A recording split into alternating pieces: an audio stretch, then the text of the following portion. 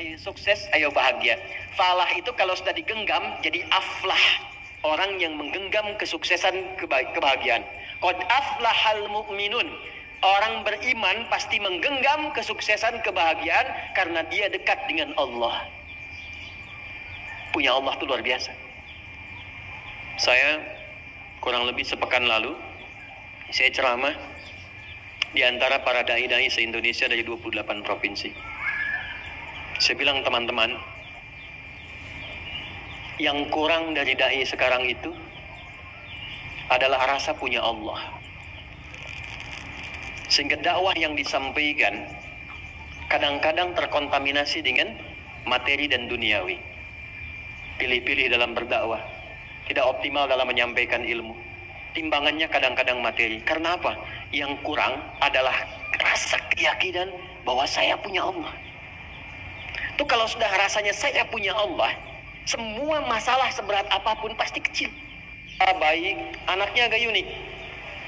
Maka setelah selesai belajar di kelas anak-anak itu, semua pulang, ternyata ibu yang tadi membawa kembali anaknya menyampaikan, Ustadz, saya senang dan terima kasih anak saya bertahan. Biasanya kalau sudah masuk satu ruangan gak nyampe 5 menit, gurunya bawa lagi, ngantarkan lagi supaya dibawa pulang karena gak kuat mendidiknya.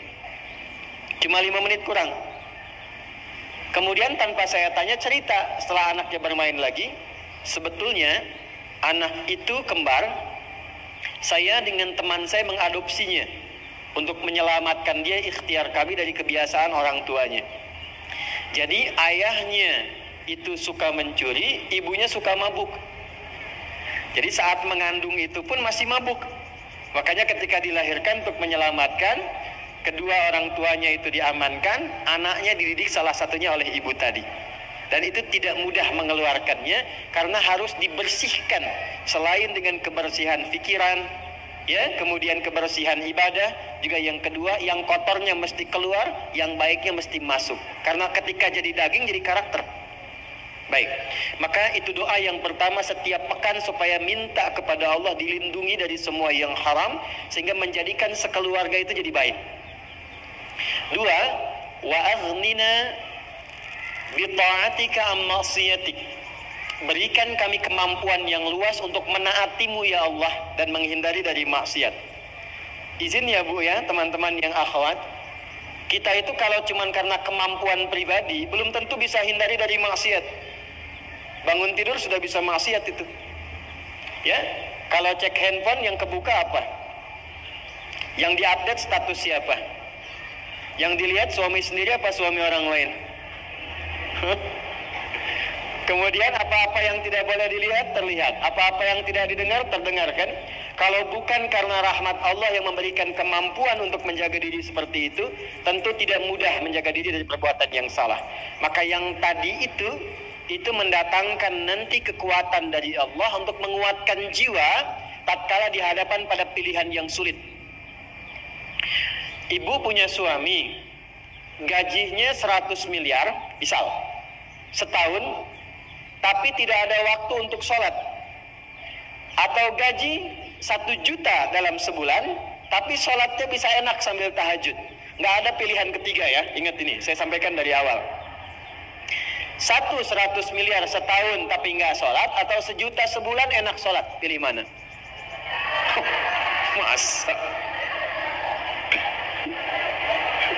1 juta halus banget tuh ya. Itu nggak mudah loh, nggak mudah. Karena saat tetangganya sudah ganti mobil, di rumah masih motor, kan sudah mulai ya, pelan-pelan. Nah itu kekuatan untuk meminta kepada Allah perlindungan dan kemampuan untuk mengejar yang baik yang Allah ridhai. Yang ketiga, wa bi fadlika amman siwa. Minta semua yang utama. Jadi kalau anak-anak sekolah pengen sama Allah, ya Allah berikan prestasi yang paling utama. Jadi kalau ada yang ranking 1, dia di atasnya lagi, setengah lah misalnya. Yang paling unggulnya, kalau hafal Quran bukan sekedar hafal, kemampuan untuk mengamalkannya. Kalau jadi ibu bukan hanya ibu yang baik, tapi ibu yang paling utama. Dan di antara sekian ibu yang utama, yang pernah berkehidupan di bumi, yang teragungnya adalah Sayyidah Khadijah radhiyallahu taala anha. Ini bagian kedua kita belajar, mungkin eventnya agak berbeda. Karena itu saya minta konsentrasi agak lebih fokus. Karena biasanya mengajar di masjid dengan panggung seperti ini, itu kesuasana hatinya agak berbeda. Saya mohon tenangkan dulu hatinya, tarik nafas baik-baik, supaya apa yang disampaikan nanti meresap ke dalam jiwa, keluar dari sini mesti dapat sesuatu yang berbeda. Ya, saya tidak ingin masuk dan keluar sama. Harus berbeda, ya. Yang sama itu ya sendalnya lah, masuk sendal, keluar sendalnya sama, ya. Baik, tapi keadaan hatinya mesti berbeda. Sudah siap untuk belajar? Baik ya, bismillah kita mulai. Saya bukan ingin tausiah ya. Saya bukan motivator, bukan memberikan tausiah, tapi saya alim dari ulama memberikan pengetahuan. Harus dibedakan. Baik, kita mulai ke bagian kedua. Teman-teman yang akhwat yang baru bergabung, cek dulu di tayangan pertama sebelumnya, karena saya tidak ingin mengulang supaya waktunya tidak terlampau habis. Siapa Sayyidah Khadijah, nasabnya dari mana, ketemu nabinya seperti apa, sebelum masuk Islamnya seperti apa, itu sudah saya tuntaskan di edisi pertama. Sekarang kita masuk ke bagian keduanya.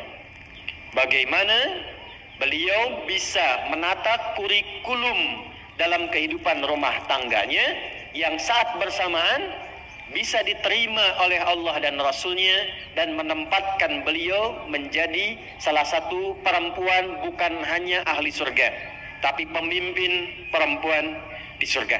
Dan kurikulumnya sudah diturunkan sampai kita bisa pelajari sekarang. Baik, kita mulai saja dengan cepat. 1. Setelah berumah tangga dengan Nabi Sallallahu Alaihi Wasallam, Sayyidah Khadijah tidak pernah merubah kebiasaannya. Dari yang pertama ini, apa itu? Beliau selalu menyesuaikan setiap aktivitasnya dengan visi dan agenda yang terukur. Jadi Sayyidah Khadijah itu, para ibu sekalian, itu di antara perempuan yang beraktivitasnya bukan apa adanya gitu. Kalau bahasa Koreanya bukan engke kumaha, tapi kumaha engke gitu ya. Nanti bagaimana, bukan bagaimana nanti. Karena itu, dari sejak sebelum diutusnya Nabi, itu beliau sudah meriset, rajin bertanya. Sudah tahu akan ada Nabi diutus, maka beliau mengamati setiap aktivitas masyarakat yang kira-kira mendekati tanda-tanda kenabian itu. Itulah pada akhirnya beliau menemukan itu ada pada Nabi Muhammad SAW dan menjadikan itu sebagai bagian dari target pendamping kehidupannya. Makanya kemarin saya akhiri di sesi yang pertama tentang Sayyidah Khadijah, boleh sebetulnya perempuan itu ingin menentukan calon jodohnya itu bisa. Jadi tidak harus menunggu laki-laki dilamar. Ya, dia boleh bergerak ketika melihat ada yang kualifikasinya bagus. Dia bisa siapkan satu strategi lewat orang terdekat yang memungkinkan bertaaruf untuk dilamarkan. Itu bisa. Jadi kalau ibu melihat misalnya ada yang cocok dengan anaknya, ya, di tempat-tempat tertentu, laki-laki yang kualifikasinya bagus, jangan tunggu dia datang. Ibu berikan jalan supaya anaknya tersambung dengan dia. Itu fikih pertama Sayyidah Khadijah. Itu sudah tuntas saya sampaikan. Yang kedua, yang menarik begini. Setelah berumah tangga pun, ini yang indah. Maka yang dirumuskan oleh beliau pertama kali kurikulum akhiratnya. Prakteknya begini. Maaf, saya mau tanya sebentar ya. Saya mau tanya sebentar. Di akhirat siapa yang mau ke surga? Boleh angkat tangan. Oh ya, siap. Udah, turunkan lagi. Turunkan. Saya jawab ya atau tidak saja. Kita di dunia ini akan meninggal atau tidak? Ya, berarti ini bukan tempat abadi ya. Tempat yang akan kita tinggalkan. Baik. Biasanya kalau meninggalkan satu tempat pindah ke tempat lain, butuh biaya tidak? Betul kan ya? Butuh bekal tidak? Ingin tempat yang nyaman atau yang biasa? Nyaman ya. Makanya mau ke Sabuga pun kan ke sini. Kenapa datang dari awal-awal? Supaya bisa menempati posisi yang strategis. Oke, tempatnya nyaman kan? Tapi apakah datang begitu saja? Kan tidak ya. Ada medannya, ada jalannya, pikirannya, biayanya, macam-macam. Jadi pindah tempat ke Sabuga saja butuh perhatian, apalagi pengen ke surga. Modalnya bukan lato-lato. Firdaus, nggak bisa. Ya. Maka apa yang dilakukan? Nggak, saya mau ajak jalan berpikirnya dulu. Jadi kita di interdunia saja sudah merumuskan, ibu kan siapkan ya, anak saya masuk dari TK-nya ini, SD-nya ini, sampai ke kuliahnya, ingin dapat sesuatu kan? Targetnya dari atas kan? Nah, Sayyidah Khadijah membalik itu. Kurikulumnya ditarik oleh beliau itu sampai akhiratnya. Jadi kalau sekarang pengen ke surga, surga kan ada 8 tingkatan ya. Tertingginya surga Firdaus. Implementasi gampangnya begini, kenapa kita tidak membuat kurikulum surgawi turunkan ke bumi? Siapa penghuni surga Firdaus itu? Turunkan kriterianya, bikin ke bumi. Nah, Sayyidah Khadijah itu nggak tanggung-tanggung membuat kurikulum tertinggi, bukan hanya menjadi pendamping Nabi di dunia, tapi juga pendamping Nabi di akhirat kelak. Karena itulah sejak menikah dengan Nabi, beliau sudah paham tugas suaminya apa, medan yang akan ditempuh bagaimana, maka beliau turunkan kurikulumnya dan disiapkan itu sebagai bekal mendampingi Rasulullah SAW. Itu satu. Makanya nggak pernah ada kejadian Nabi di luar rumah yang dialami, segelisah apapun, itu sampai ke rumah itu jadi tenang, Bu. Dan itu cuma melihat wajah Sayyidah Khadijah saja. Bisa kebayang nggak, Bu? Di rumah suami gelisah, saya langsung pakai hadis saja ya. Hadis riwayat Al-Bukhari di kitab Bad'ul Wahyi, sampai hadis ke nomor 3 dari Jabir bin Abdullah radhiyallahu taala anhu. Nabi naik ke Gua Hira setelah periode Iqra. Wahyunya ternyata siang-siang belum turun. Maka beliau putuskan turun dulu, pulang ke rumah. Ternyata di perjalanan ada suara manggil, Muhammad, Muhammad, Muhammad. Tengok kanan kosong, kiri kosong, belakang gak ada orang. Lihat ke atas, kata Nabi ada sosok besar seperti duduk antara langit dan bumi melihat Muhammad, Muhammad. Saya tanya ibu ya, Bu ya. Ibu keluar dari Sabuga siang-siang setelah pengajian, bagian terakhir, begitu keluar ada yang manggil, Ce, Ce, naon dah.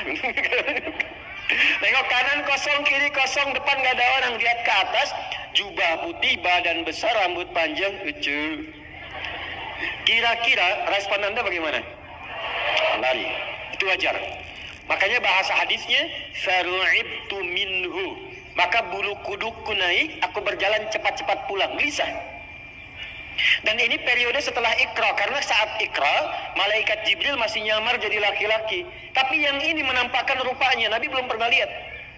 Maka dengan akumulasi kegelisahan beliau pulang, itu buka pintu rumah, zammiluni zammiluni, selimuti aku, melihat wajah istrinya. Itu setengah kegelisahannya hilang, setengahnya. Dan ketika mendengar kata-katanya diselimuti, bahasa kitanya kurang lebih terjemah yang agak dekatnya, suamiku sayang, engkau itu orang baik, kau menyambung tali persaudaraan, kau membantu banyak orang, kau tidak pernah punya musuh, yakinkan pada jiwamu yang paling dalam, aku akan bersamamu dalam suka dan duka. Kapan terakhir ibu menyampaikan itu pada suami? Dan kata-kata itu luar biasa, mengalirnya dari hatinya, dari rahmahnya. Kan ada sakinah, ada mawaddah, ada apa? Apa beda mawaddah dengan rahmah itu apa? Kalau mawaddah, kasih sayangnya lewat materi. Maddah, ngasih hadiah. Suami tiba waktu lahirnya, ibu masakan kesukaannya, itu mawaddah namanya. Ayah, selamat milad ya, mubarak, semoga tetap menjadi ayah yang baik, suami idaman, kan? Diberikan makanan, itu muncul rasa sayang, itulah mawaddah. Ibu misalnya sedang cemberut, suami pulang datang, suami senyum, mama, masya Allah, kayaknya kenal ya, ini iPhone 14 misalnya. Nah itu mawaddah namanya. Tapi madah, materi, itu pemberiannya fisikal. Kadang-kadang nggak awet, hilang selesai. Makanya waktu pernikahan, kenapa ada mahar? Dan kenapa dianjurkan yang bisa dipakai? Untuk mengingatkan rasa kasih kalau ada perbedaan pendapat dan perselisihan. Jadi kalau ada sedang beda pendapat, sedang rasa nggak enak, tiba-tiba sholatnya pakai mukena yang diberikan saat akad, itu ingat lagi, luluh hati. Suami pun ingat kembali, luluh hati. Itu hikmahnya. Tapi kadang-kadang nggak abadi. Suami mau sholat, lihat ibu sudah nggak pakai mukenanya, kan sudah berbeda. Maka di saat itulah muncul rahmah. Rahmat itu kasih sayang yang keluar secara dalam dari lubuk hati. Nah, Sayyidah Khadijah punya itu. Dan itu nggak mudah menampilkan itu. Makanya setelah periode itu, apapun yang dialami Nabi di luar, gangguan dari Abu Jahal, keluarga sendiri Abu Lahab, dan abu-abu yang lainnya, ya, itu saat pulang ke rumah tetap sekuat, sehebat apapun masalah di luar, pulang ke rumah lihat beliau netral semua, tenang lagi. Coba dicek ya, suami pulang dari kantor, di jalan banyak kemacetan, di kantor banyak masalah. Assalamualaikum, buka rumah, ibu sambut di depan. Ayah, Abi, coba lihat, kalau masalahnya hilang setengah saja, Ibu Khadijah.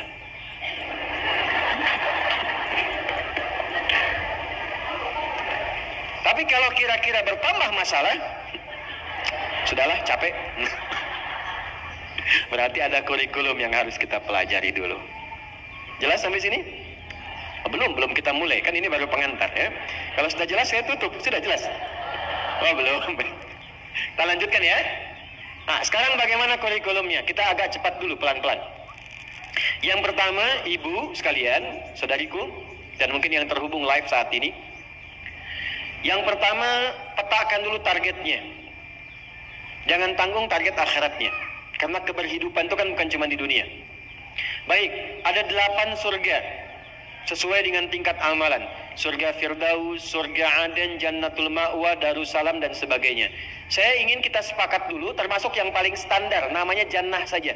Al-Baqarah ayat 25, itu surga paling standar. Standar aja kenikmatannya jangan dibayangkan, karena nggak akan sama.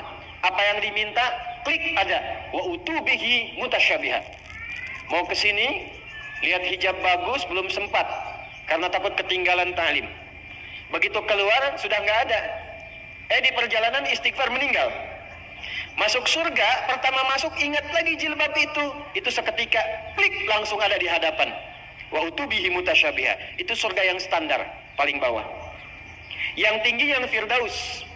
Nah, saya mau sepakati dulu saat ini supaya kita mudah turunkan kurikulumnya. Kira-kira dari 8 ini, Bu, singkat saja. Mau pilih yang mana? Apa lah mas? Gak apa-apa, standar juga Ustaz, yang penting ke surga gitu ya. Janganlah. Kalau memilih, dalam fikih itu pilih yang paling tinggi. Pilih paling tinggi. Mau kuliah, siapkan, IPK saya mesti 4. Mesti 4. Simpan targetnya 4. Jadi effortnya lebih kuat, lebih banyak. Walaupun gak nyampe, nyangkutnya jelas 3,9, 3,8. Tapi kalau targetnya cuma 2,7, standar, kalau nggak nyampe di bawah itu. Kalau Anda pasang surganya surga standar yang biasa-biasa, nanti amalannya biasa-biasa. Dipanggil adzan baru sholat, puasa nunggu Ramadan, ya kan? Zakat nunggu waktunya baru dikeluarkan. Nah, yang repot kalau nggak nyampe ke situ, nanti nunggunya di mana itu, nyangkutnya kemana, itu yang repot. Maka kita sepakati dulu, hari ini kita pilih sama-sama targetnya Firdaus ya. Oke, paling tinggi. Yuk kita turunkan. Mengambil kurikulum Sayyidah Khadijah sebagai perempuan terbaik, teragung yang pernah hidup di bumi. Standar pertama, turunkan target surgawinya. Sudah? Oke. Dalilnya dulu supaya lengkap ya. Quran surah ke-23 ayat 1 sampai 9. Quran surah 23 Al-Mu'minun ayat 1 sampai 9. Pelan-pelan. Nah, setelah ibu dapat, karakternya turunkan ke bumi, Bu. value-nya, nilainya. Jadi apapun silahkan. Yang penting sifat penghuni surga Firdaus itu sudah sepakat diturunkan ke bumi. Apa yang pertama kali dilakukan, ini yang paling menarik. Kalau Sayyidah Khadijah kan nggak perlu diskusi, otomatis ikut Nabi kan? Karena Nabi kan pemimpin yang terbaik. Jelas, Nabi tertinggi diikuti langsung. Tapi kan suami ibu bukan Nabi. Ada yang suaminya Nabi di sini? Tidak ada ya? Karena suami bukan Nabi, suami bukan Rasul, maka di sini pentingnya untuk duduk bersama-sama, memetakan kesepakatan tentang target akhirat ini. Duduk. Pak, nanti apa yang mau kita raih ke depan saat kita berpulang? Sepakat enggak? Kalau kita menginginkan menjadi hamba terbaik, penghuni surga Firdaus. Ya atur aja sama mama deh, gimana mama aja. Nah itu berarti pelan-pelan menyesuaikannya. Tarik lagi, dorong lagi, fokus baik-baik. Oke, sepakat. Kalau sudah sepakat, keluarkanlah kurikulumnya. Di sini kemudian siapkan perannya. Dan ibu nggak usah ragu bu ya untuk berdiskusi demikian. Karena di Quran, ketika masuk surga itu, ingat Adam dengan Hawa? Bu, Adam pasangannya siapa? Hawa. Ketika dipasangkan dengan Hawa, kalimatnya zauj. Buka Quran surah kedua ayat 35. Wa qulna ya Adamu uskun anta wa zaujukal jannah. Ketika akan masuk surga, itu Adam dengan Hawa bersamaan, kalimatnya satu, zaujun.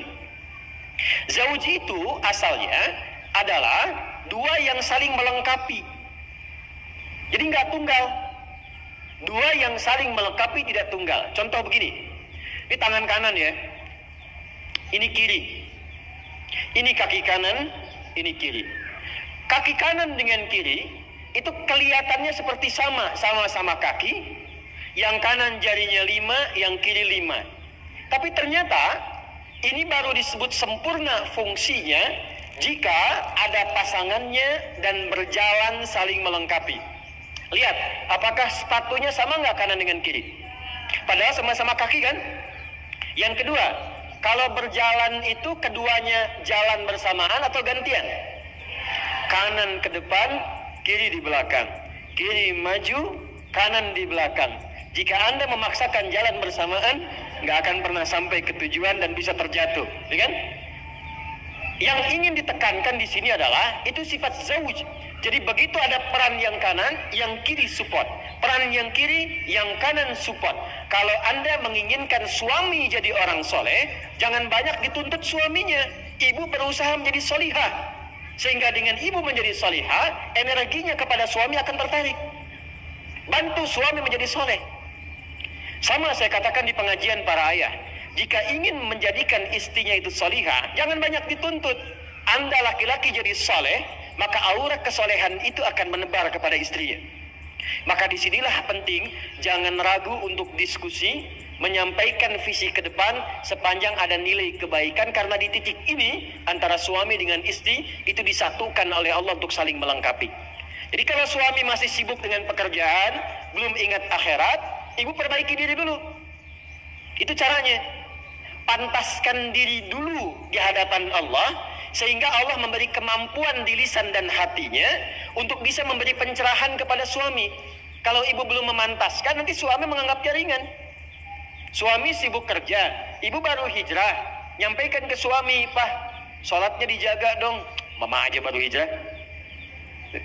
Tapi kalau terus dipantaskan, terus dibaikan, didoakan, lalu kemudian ditarik, tidak diminta pun, dia pasti akan menyesuaikan diri. Secara singkat, bikin kurikulum yang sama, surga Firdaus. Sekarang turunkan kurikulumnya. Oke, pelan-pelan. Saya turunkan dari tugas fitrah perempuan dulu ya. 1. Kalau perempuan belum menikah, berarti statusnya apa? Anak. Pasti ada ibu kan? Kalau sudah menikah, statusnya apa? Istri. Kalau sudah punya anak, statusnya apa? Ibu. Punya cucu? Itu 1. Kalau cucunya 2? Nenek. Dah. Lihat sini. Sekarang bagaimana kurikulum surga Firdaus membentuk fitrah perempuan dari status anak di rumah tangganya dulu. sampai ke status paling tinggi. Yuk kita bacakan ayatnya. Quran surah 23 ayat 1-nya dulu pelan-pelan. Qad aflahal mu'minun. Sudah?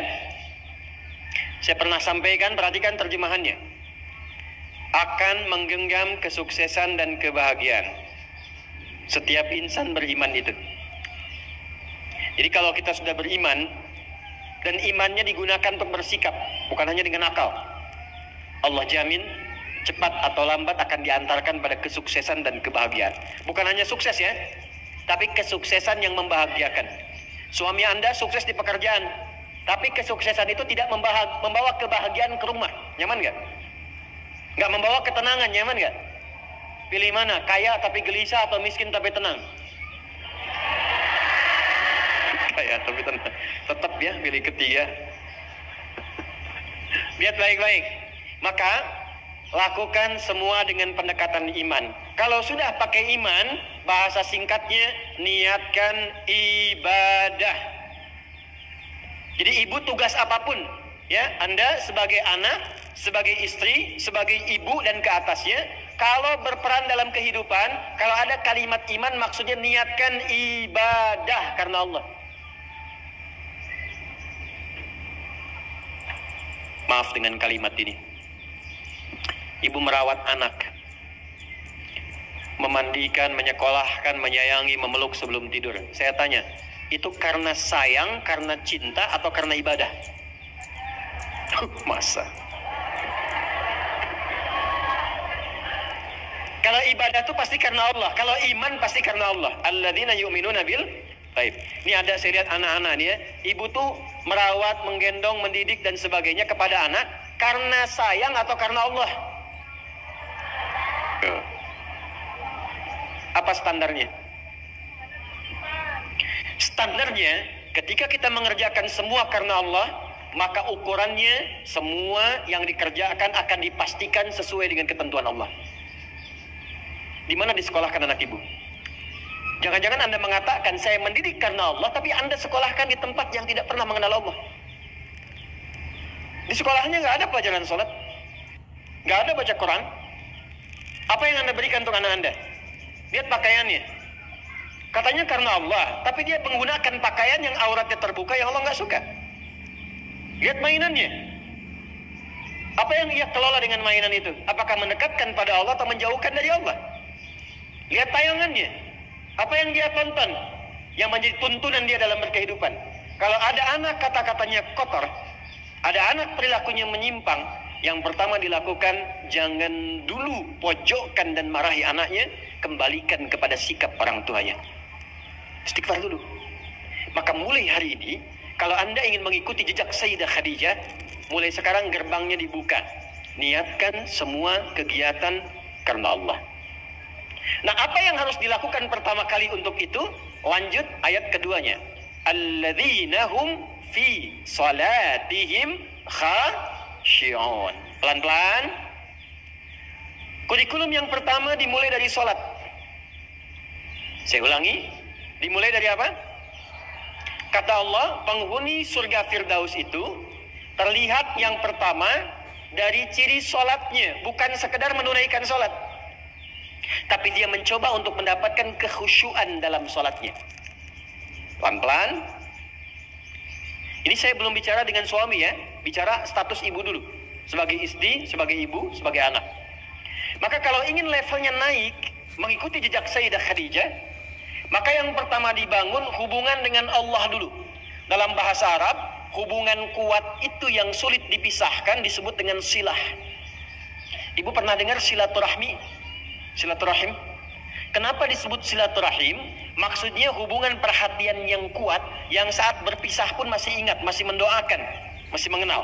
Di silaturahim yang sukses itu bukan Anda ketemu, Anda nyapa, bukan.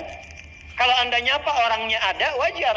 Tapi kalau Anda berpisah masih ingat teman, masih didoakan, masih disupport, itulah silaturahim. Nah, ibadah yang melatih kita terhubung kuat dengan Allah, sehingga dimanapun tersambung dan dijaga oleh Allah, itu disebut dengan sholat namanya. Maka ketika diminta untuk sholat, sebetulnya itu ibadah personal yang Allah inginkan untuk merubah perilaku kita dan pribadi kita supaya lebih dekat dengan Allah. Makanya panggilannya itu bukan panggilan beban, Bu. Bukan panggilan ruku, bukan panggilan sujud. Coba dengarkan kalau orang yang sedang azan, muadzin itu salat. Ya, azan, maaf, saat sedang mengumandangkan azan. Hayya 'alas shalah. Ayo salat. Setelah itu apa? Hayya 'alal falah. Ayo sukses, ayo bahagia. Falah itu kalau sudah digenggam jadi aflah. Orang yang menggenggam kesuksesan, kebahagiaan. Qad aflahal mu'minun. Orang beriman pasti menggenggam kesuksesan, kebahagiaan karena dia dekat dengan Allah. Punya Allah itu luar biasa. Saya kurang lebih sepekan lalu, saya ceramah di antara para dai-dai se-Indonesia dari 28 provinsi. Saya bilang, teman-teman, yang kurang dari dai sekarang itu adalah rasa punya Allah. Sehingga dakwah yang disampaikan kadang-kadang terkontaminasi dengan materi dan duniawi. Pilih-pilih dalam berdakwah, tidak optimal dalam menyampaikan ilmu. Timbangannya kadang-kadang materi. Karena apa? Yang kurang adalah rasa keyakinan bahwa saya punya Allah. Itu kalau sudah rasanya saya punya Allah, semua masalah seberat apapun pasti kecil.